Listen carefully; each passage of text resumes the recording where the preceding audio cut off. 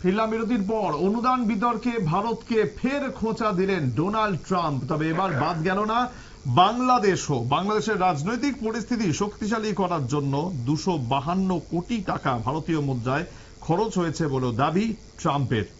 কথা বলবো প্রতিনিধি সম্রাট চৌধুরী জুড়ছেন টেলিফোনে। সম্রাট, দেখো, আমেরিকার তরফে যত ঘোষণা করা হয়েছে তাদের যে বিদেশের বিভিন্ন দেশের যেখানে বিভিন্ন সামাজিক প্রকল্পের যে খরচা সেটি বন্ধ করে দেওয়া হয়েছে, তারপর থেকে কিন্তু ভারতের নির্বাচনে আমেরিকার যে আর্থিক অনুদান সেই বিষয়ে কিন্তু আভ্যন্তরীণ রাজনীতি বেশ সরগরম হয়ে গেছে। একদিকে যেমন বিজেপি প্রথম থেকেই বিষয়টি নিয়ে কংগ্রেসকে আক্রমণের চেষ্টা করছে, অন্যদিকে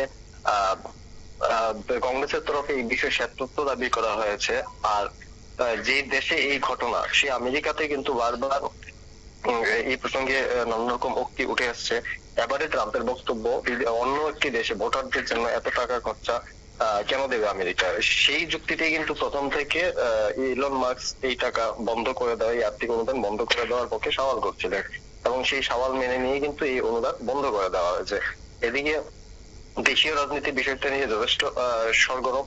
দেখা যাচ্ছে যে 2012 সালে ইউএস এইডে ভারতের ভোটারদের যে সক্রিয় করা, মানে ভোটদানে উৎসাহিত করা, সেই ব্যাপারে একটি প্রকল্প গ্রহণ করা হয়। সেখানে সরাসরি কিন্তু ভোটারদের সচেতন করার কোনো প্রকল্প ছিল না, যেটা ছিল যে ভোট কর্মী যারা তাদের প্রশিক্ষণ দেওয়া। এবং সেই প্রকল্পে 2012 থেকে তুমি যদি হিসাব করে দেখো, 2014 পরে নরেন্দ্র মোদী সরকার দায়িত্ব নিয়েছে এবং বেশিরভাগ ক্ষেত্রে কিন্তু নরেন্দ্র মোদী সরকার এই অনুদানের সুযোগ পেয়েছে।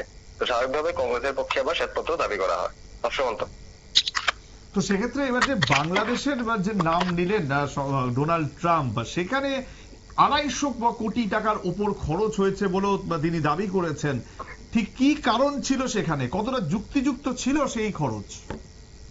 দেখো, যখন খরচ করা হয়েছিল তখন আমেরিকার তরফে এরকম একটা ধারণা ছিল যে আমেরিকা যদি বিশ্বের অন্যান্য দেশের প্রয়োজন অনুযায়ী খরচ করে, তাহলে সেই দেশের মানে আমেরিকার তরফে সেই দেশের প্রতি মানে যারা এই সুবিধা পাচ্ছেন তারা আমেরিকার প্রতি কিছুটা অনুগত থাকবে, যেটা পরবর্তী সময় বিশ্ব রাজনীতিতে তাদের সহায়তা করবে। এই লক্ষ্যে কিন্তু এই অনুদান চালু করা হয়েছিল। কিন্তু সম্প্রতি আমেরিকার ছাত্র তার অতটা সম্ভব নয় যে সে বিদেশে টাকা খরচ করতে পারে, সেই আর্থিক কাজ সাথে গিয়ে কিন্তু এবার এই অনুদান বন্ধ করা হয়েছে। যদিও বিষয়টি নিয়ে আমেরিকার মধ্যে কিন্তু মিশ্র প্রতিক্রিয়া রয়েছে।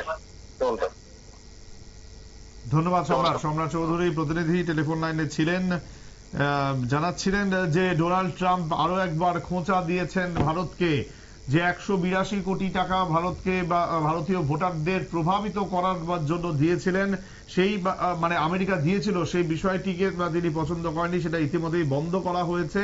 কিন্তু এর পাশাপাশি তিনি এবার খোঁচা দিয়েছেন বাংলাদেশকেও, কারণ বাংলাদেশের যে রাজনৈতিক পরিস্থিতি সেটাকে শক্তিশালী করার জন্য নাকি আমেরিকা 252 কোটি টাকা ভারতীয় মুদ্রায় খরচ করেছিল বলেও দাবি করেছেন ডোনাল্ড ট্রাম্প। সবকিছু মিলিয়ে এই আরো একবার বন্ধু মোদীকেও খোঁচা দিলেন বাংলাদেশকেও। সময় আরো একটি বিরতির, সঙ্গে থাকুন।